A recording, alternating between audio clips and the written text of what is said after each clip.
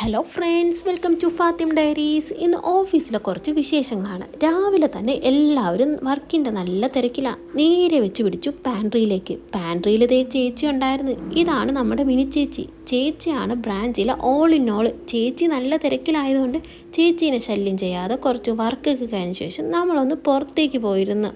ടൗണിൽ ഇതേ നല്ല മഴയാണ്. ടൗണിലെത്തിയത് ഫ്രണ്ടിൻ്റെ നിന്ന് കുറച്ച് അസൈൻമെൻറ്റ് കളക്ട് ചെയ്യാൻ വേണ്ടിയിട്ടായിരുന്നു.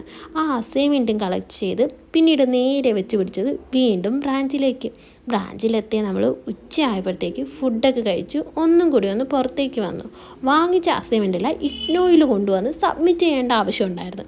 ഇഗ്നോയിൽ അസൈൻമെൻറ്റൊക്കെ സബ്മിറ്റ് ചെയ്ത് അവിടെ നിന്നൊരു ഓട്ടോ എടുത്ത് പിന്നീട് നേരെ വെച്ച് പിടിച്ചത് ബ്ലൂ ഡാർട്ടിൽ ഫ്രണ്ടിൻ്റെ ഒരു സർപ്രൈസ് കൊറിയർ വന്നിരിപ്പുണ്ടായിരുന്നു.